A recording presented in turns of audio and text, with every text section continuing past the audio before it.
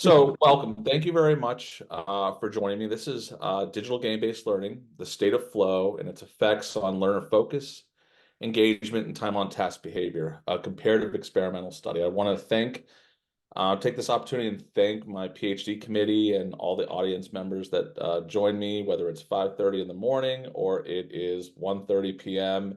With the people outside cutting the grass and all the airplanes flying above. So nice distraction. So my earliest memories of engaging with video games date back to the early 1980s when my parents introduced me to the Atari 2600 gaming console. This early experience was marked by hours spent playing iconic games such as Pac-Man and Asteroids. Um, Gaming as a form of play has a rich and diverse history that spans across many cultures and time periods.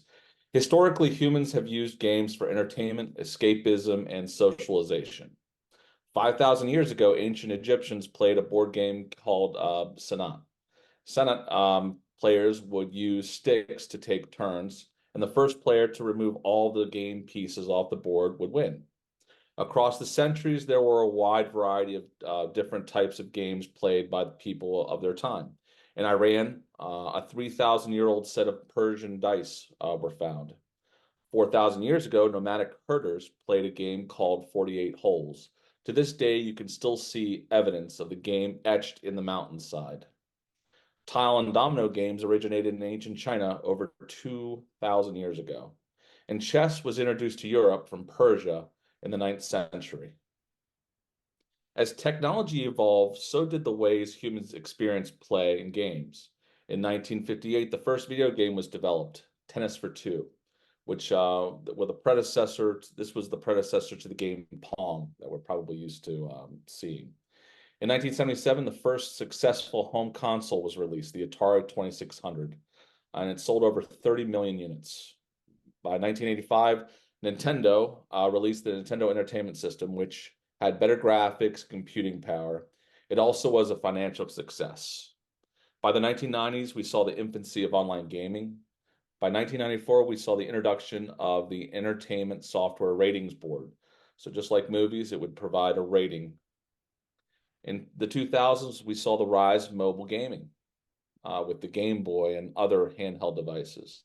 2008, we saw the opening of the App Store and the Google Play with millions of apps for people to download. And in 2015, we saw the emergence of esports, or gaming as a competitive sport. Teams of kids are now sponsored like prize fighters and NASCAR race teams. And in 2016, Pokemon Go was introduced to the public, an augmented reality game that used smartphones and GPS to introduce real-time game data and experiences to the real world.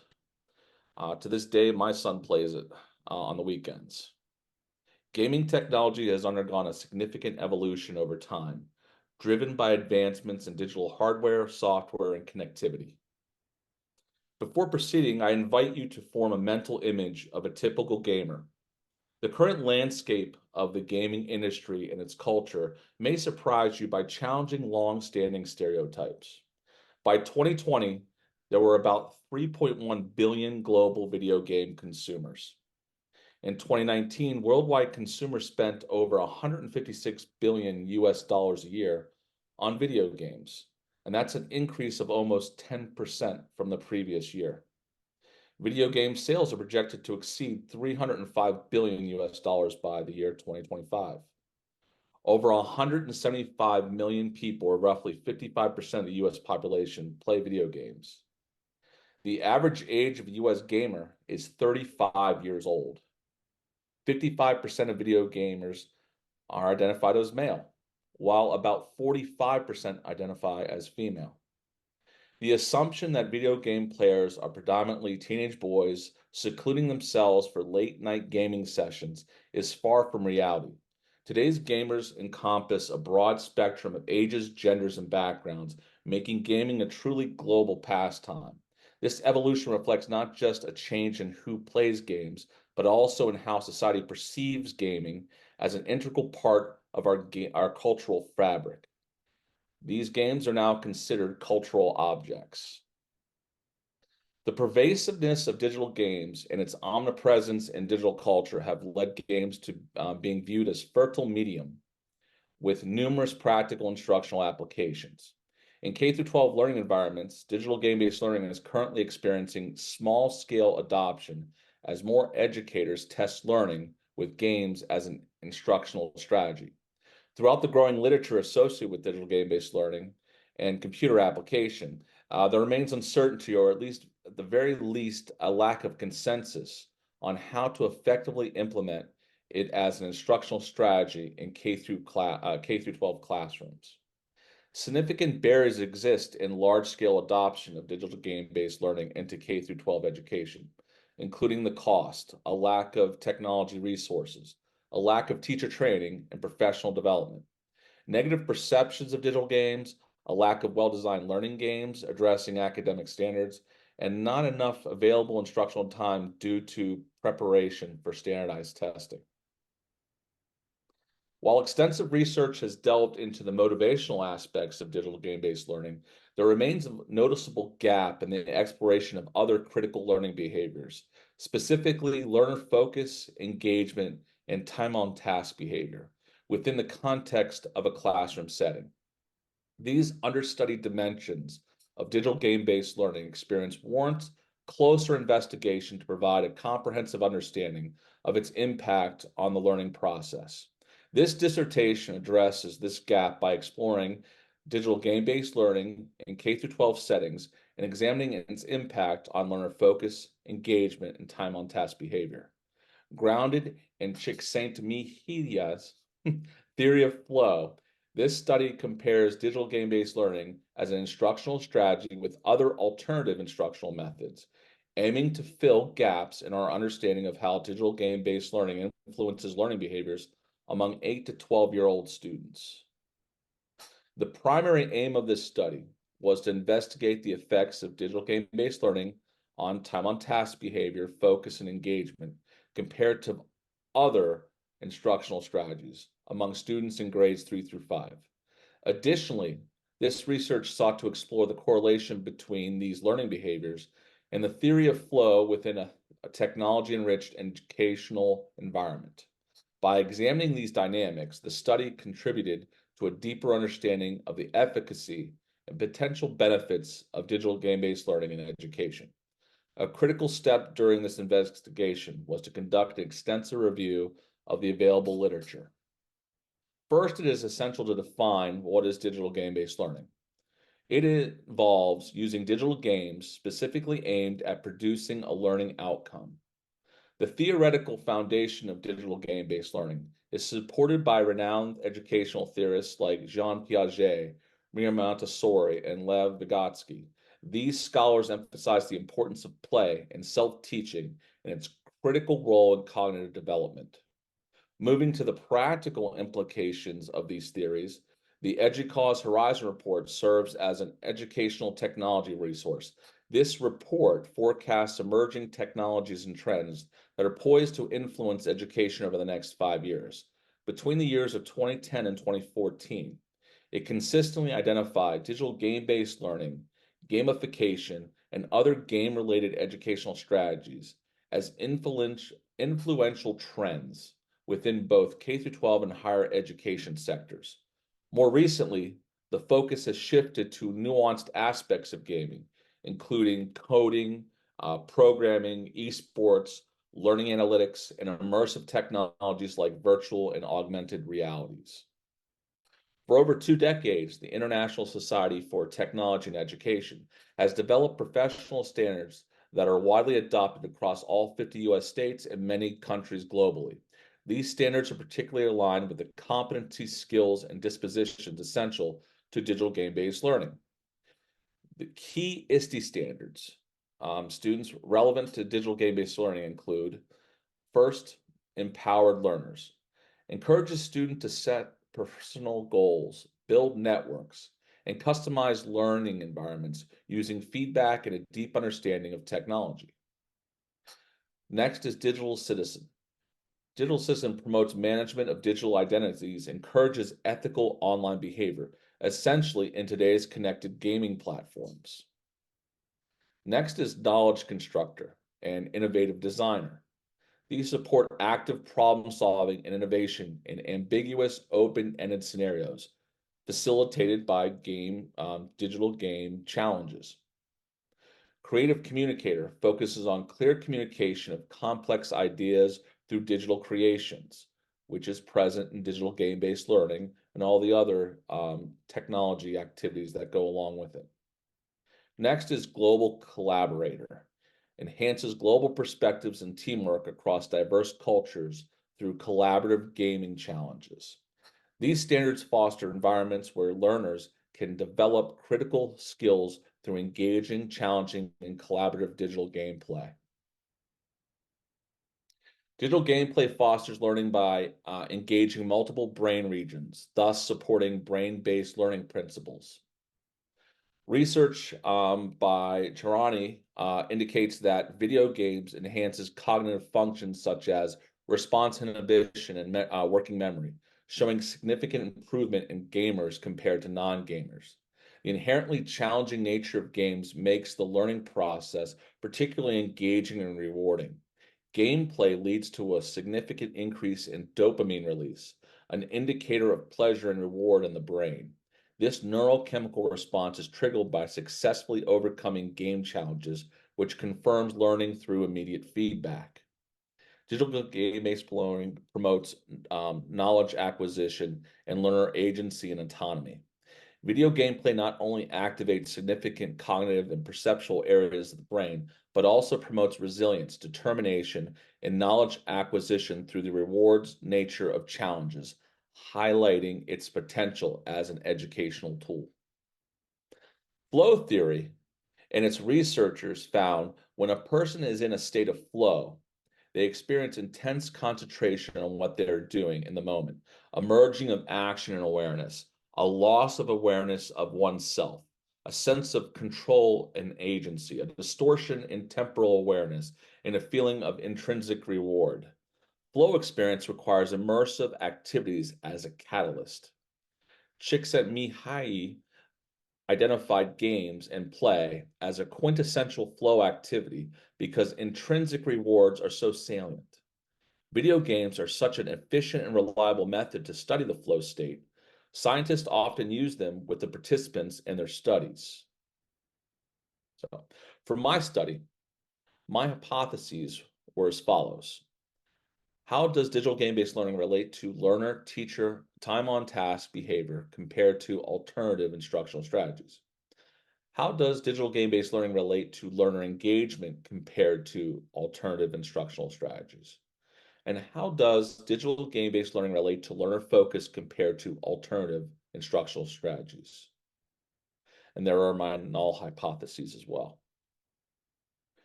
This quantitative study aimed to further augment the growing body of research by investigating the potential of using digital game-based learning to promote modern-day learning in K-12 learning environments. First, the study investigated how digital game-based learning, used as an instructional strategy, compared to alternative strategies many educators use every day during instruction. These alternative strategies included, but were not limited to, learning approaches currently used, such as cooperative learning, learning centers, station work, web quests, and model making.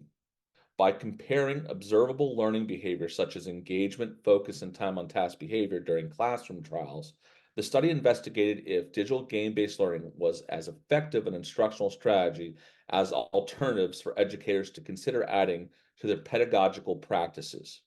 The study utilized a secondary analysis of data previously collected during an earlier study. The between-group setup employed to collect the study data supported an experimental research design using intact groupings to compare student performance over 8 experimental trials. In each trial, 2 groups, an experimental and a control group selected at random, engaged in an instructional lesson. The experimental group experienced a digital game-based learning activity, while the control group engaged in a variety of alternative instructional strategies, such as web quests or cooperative learning or building models or workstation activities. The setting of the study was an elementary school technology classroom for grades 3 through 5. So, numerous researchers have examined the theory of flow and its association with digital game-based learning.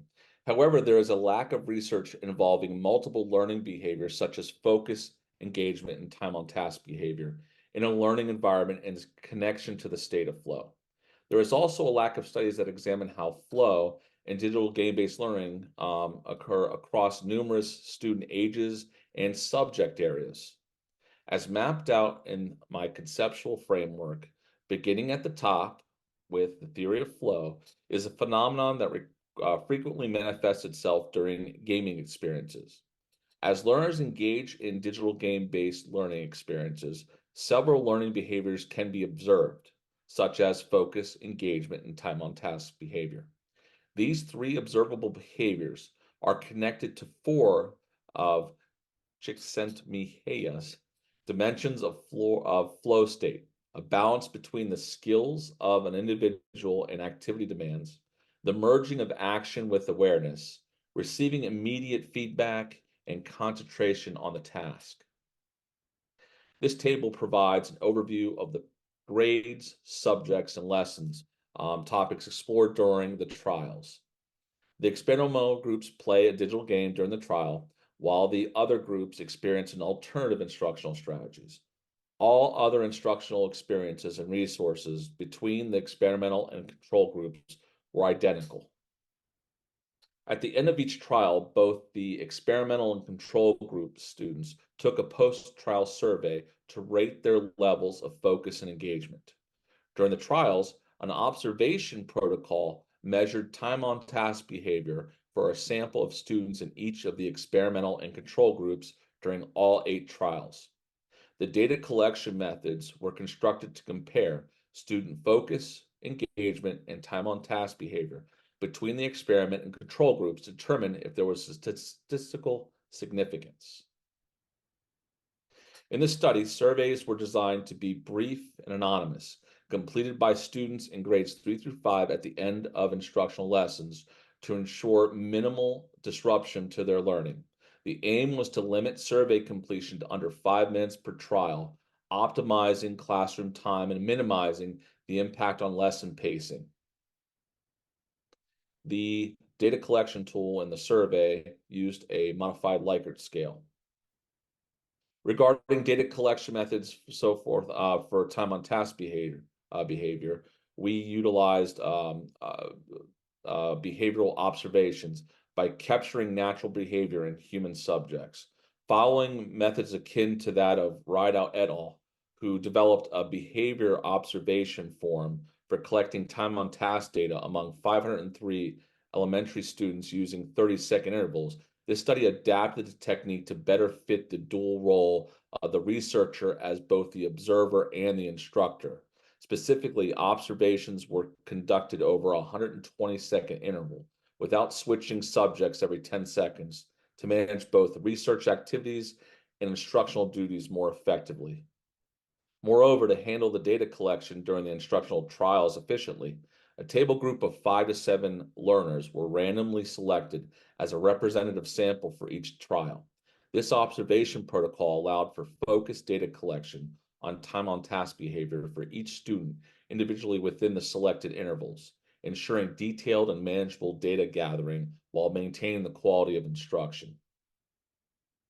For the data analysis component of this study, I employed regression analysis with a robust standard errors to accommodate the nested structure of classrooms. This nested structure influences the impedance of errors, rendering traditional t-tests inappropriate for our analysis needs. For the regression analysis, for the dependent variable, this consisted of data from student surveys and time on task observations, which was analyzed to assess the impact of the intervention. For the independent variable, a binary dummy variable was used to indicate treatment status, distinguishing between the control and the treatment groups within the classroom settings. For the interpretation of the coefficient for the treatment group is instrumental in estimating its mean performance relative to the baseline established by the control group. The intercept of the regression model represents the estimated mean performance of the control group. This analytical approach was selected to enhance the precision of the findings. By using robust standard errors, researchers produce more accurate estimates of standard errors and p-values, effectively reducing the risk of encountering artificially inflated significance levels. This method ensures a more reliable interpretation of the treatment effects within the educational research framework. So again, why regression with robust standard errors? Nested classrooms complicate the use of traditional t-tests, necessitating a robust regression analysis to ensure the validity and reliability of results. By adopting this regression-based approach with robust standard errors estimation, the study maintains statistical rigor. To establish validity for the data instrument, the student survey, the researcher self-designed and conducted some validity tests. The survey went through a face validity exercise. I also performed a content validity study using Loshy's method. I was able to access 16 digital game-based learning practitioners or educational technology experts in the field. I asked them to take a look at the survey, and I ended up calculating a content validity ratio of 1.0 for the engagement and the focus. I also asked them to take a look at the time on task observation protocol, and all the experts agreed that the protocols would measure what I was asking it to measure.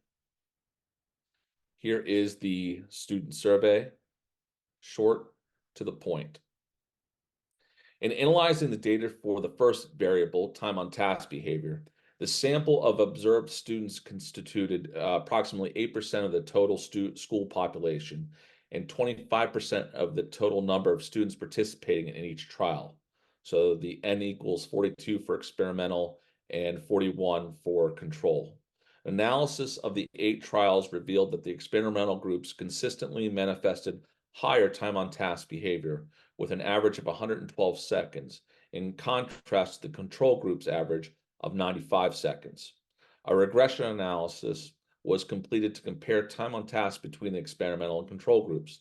The positive coefficient of 16.36 suggests that the experimental group exhibits, on average, 16.36 seconds more time on task behavior than the control group.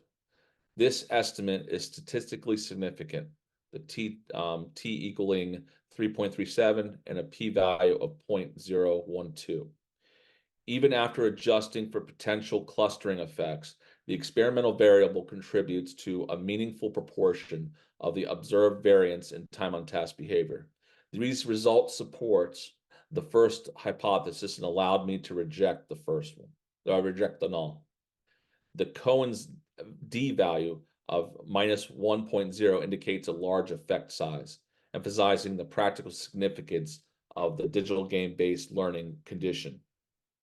The second hypothesis tested learner engagement between the experimental groups using digital game-based learning as an instructional strategy and the control group using a non-digital game-based learning instructional strategy.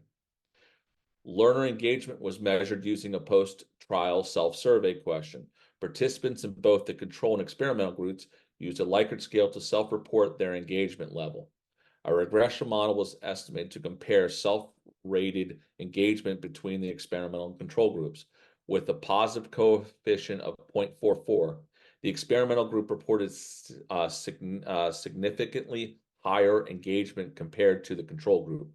The coefficient is statistically significant with a t-score equaling 3.24 and a p-value of 0.014, suggesting that digital game-based learning is associated with higher levels of engagement than the alternative strategies used in control groups.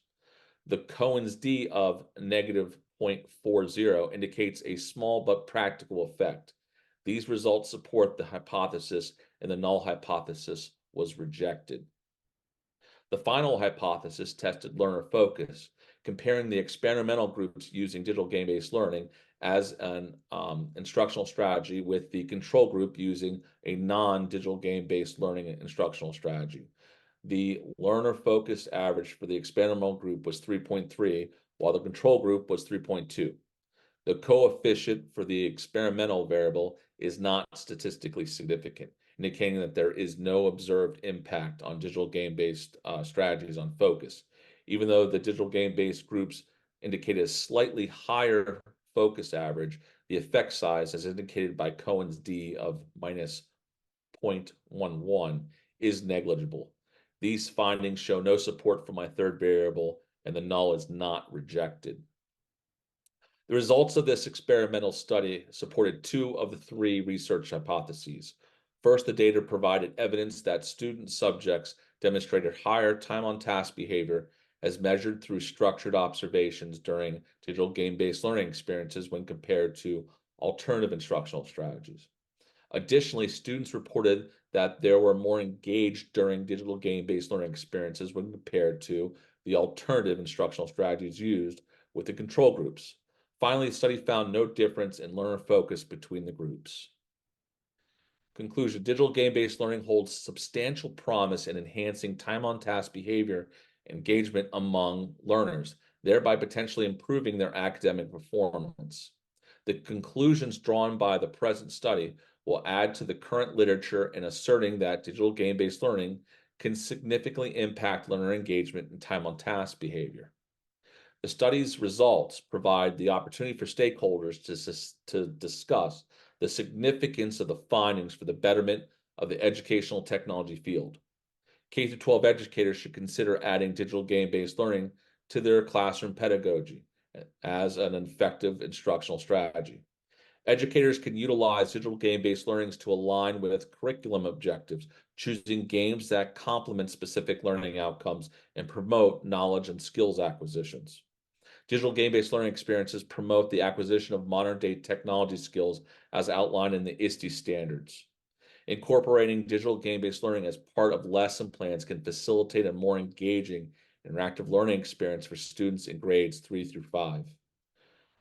It provides evidence that digital game-based learning is associated with heightened flow state experiences than the alternative strategies used in the control groups. Learning game designers can construct digital games that take advantage of the positive properties of the flow state, such as game challenge, game feedback, game playability, game mechanics that promote player concentration and agency.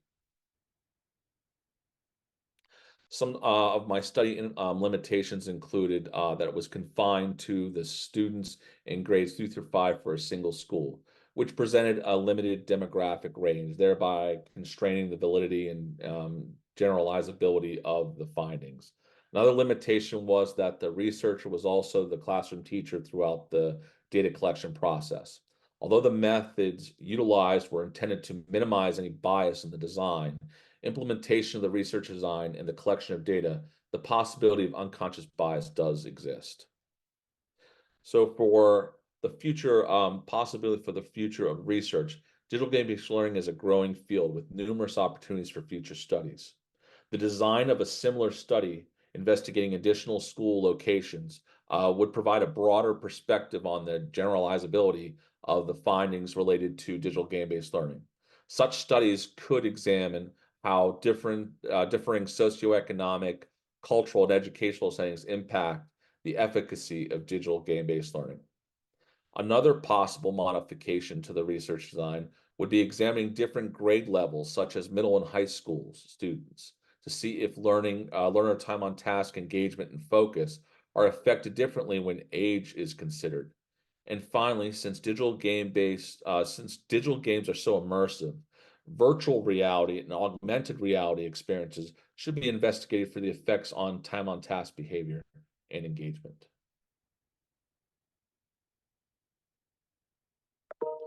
So at this time, I would welcome any questions that the committee or audience members might have.